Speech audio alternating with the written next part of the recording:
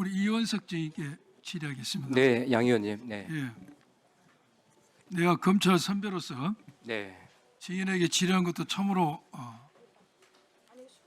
안타깝고 고통스럽습니다. 네, 저도 그렇습니다. 예. 지금 국정조사 관련 법에 의하면은 네. 이게 수사하고 재판 중 사건에 대해서 유언이냐 여부에 대해서 국회 해설서에 보면은 네. 유언이 아니라고 나와 있고 예. 수사 기소 역시도 국민의 감시를 받아야 됩니다. 국회는 국민의 대표자로서 이걸 충분히 할 수 있다는 생각이 듭니다. 먼저 그 말씀을 드리고 이번 국정조사의 목적은 우리가 공소를 취소시키겠다 그런 목적이 아닙니다. 수사 과정에 있어서 이런저런 여러 가지 문제가 제기돼 있고 언론에서 문제가 제기됐습니다. 특히 쌍방울 대북 송고 관련해서 5월 17일 날 술 여러 파티가 있었냐는 세상을 깜짝 놀라게 했습니다. 여기에 대해서 수원지검에서는 자체 감찰 결과 그런 사실이 없다라고 발표를 했어요. 증인도 알고 계시죠? 네, 알고 있습니다. 그러나 법무부 TF에서 2025년 작년에 발표했던 결과는 상반된 결과가 나왔습니다. 그래서 이걸 이대로 두면 안 되겠다.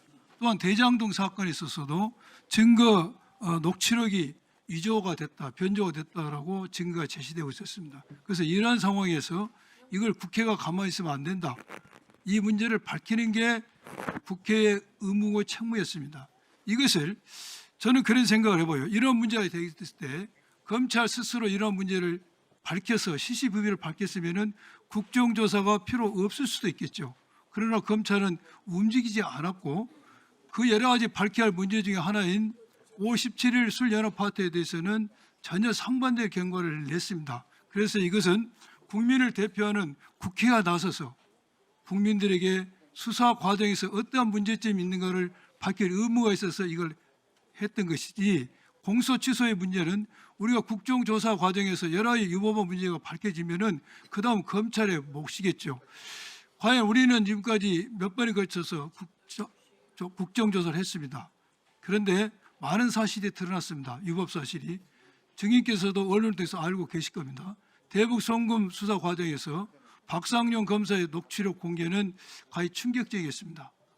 검사가 무엇 때문에 왜 저리까지 추락을 해서 자백을 받기 위해서 애걸복걸해야 될까? 본인 역시도 읍수한다는 평가를 쓰고 있습니다. 참으로 안타까웠습니다. 더 나아가서 또한 금감원 자료가 미제출됐다는 것도 기관보고를 받았습니다. 쌍방울 김성태에 대해서 가장 중요한 주가 조정 기소가 되지 않고 CB 발행 과정에서 공시 누락하고 미기재된 부분만 아주 값싸게 기소가 됐습니다. 그 경위를 알아봤는데 금감원에서 주가 조정에 관련된 모든 자료가 있었음에도 불구하고 검찰에서 받아가지 않았다는 겁니다. 김성태가 방북 스마트폰 비용 대납을 인정하고 그러자 검찰은 이 주가 조작 부분을 빼고 기소를 했고 더 나와서 김성태가 2024년 7월 달에 1심 선고될 때 법정에서 똑같이 검찰 진술을 유지하자 2025년 1월 달에 불기소를 처분했습니다. 2년이 걸쳐서 주가적으로 불기소 처분했습니다. 이 대목에 있어서 검찰이 여러 가지 변명을 하지만은 많은 일반 시민들은 검찰이 주가 조작으로 해서 딜을 했구나. 이렇게 의심할 수밖에 없습니다. 또 나와서는 국정원 자료에 대해서 중요한 검찰의 수사 방향과 대치되는 국정원 자료에 대해서는 유대현 부장이 빈익하고 국정원 검찰 수사 방향과 일치되는 자료만 가져가 했다는 의혹이 제기됐습니다. 다음 대장동 사건에 있어서는 새로운 각도에서 이미 기소돼서 재판받고 있는 배임죄와 똑같은 사실인데 죄명만 바꿔서 부부패 방지법, 이해충돌 방지법으로 수사한 것은 이미 공소시효가 도과됐다는 게 유사 판례, 법 이론, 또 우리 수사팀에서 기소한 1심 판결에서도 공소시효가 도과됐다고 결론이 났습니다.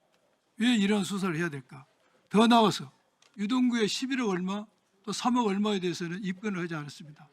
검찰에서 통상 있을 수 없는 일입니다. 여기에 대해서 누가 고발해가지고 검찰이 이 사건을 수사하면서 검찰에 자료 요청하니까 검찰은 자료도 주지 않았다는 진술을 확보했습니다. 또한 유동구에 대한 공소장 변경에 있어서도 법원에 두 번에 걸친 공소장 변경 요구에도 응하지 않았습니다. 이것은 유동규를 봐줬다는 의혹이 강하게 듭니다. 이와 같이 많은 점이 드러났습니다.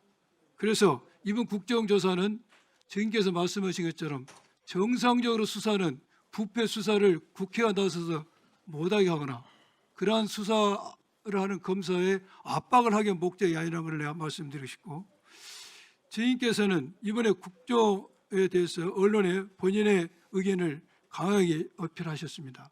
아마 이걸 어필하는 데는 대단한 용기가 필요했으나 저는 생각이 듭니다. 제가 좀 아쉬운 것은 증인께서는 많은 검찰 구성원들로부터 신명을 받았고 총장으로서 나름대로 업무를 잘했다고 저는 보여집니다.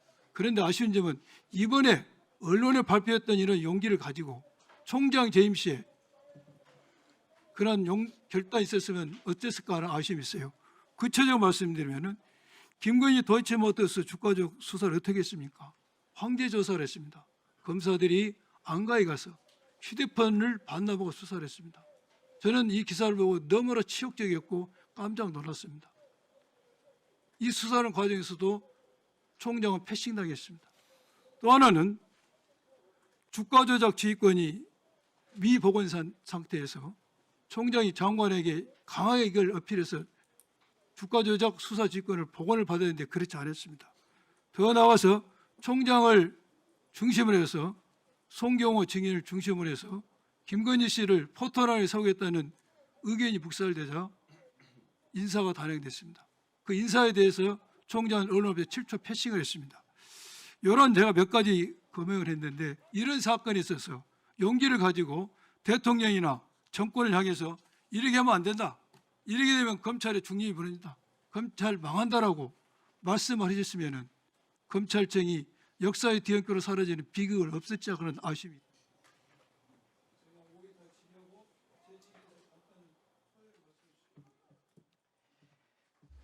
한병구 예, 수고하셨습니다. 네, 지금 말씀 답변 달라고 하셨습니다. 양 의원님께서.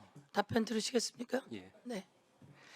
한병도 원내대표님도 똑같이 이원석 총장이 지난 정부에서 침묵했다고 했습니다. 저는 한 번도 침묵한 적이 없습니다.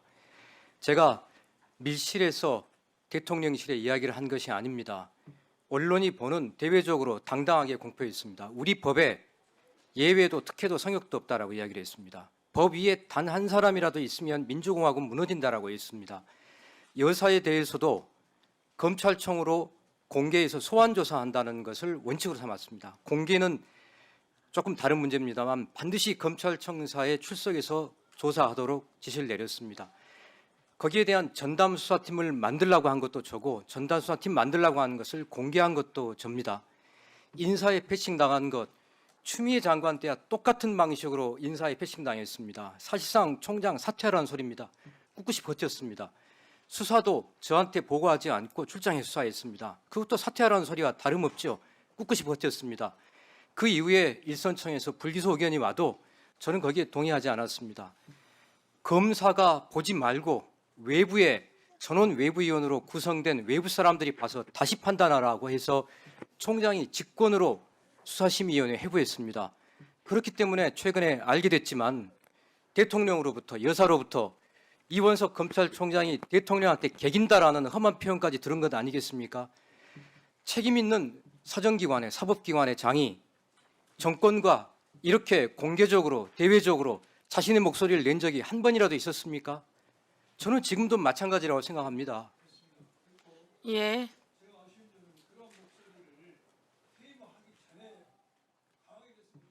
다 재임 중에 낸 겁니다. 존경하는 양문남 선배님, 다 재임 중에 제가 한 겁니다.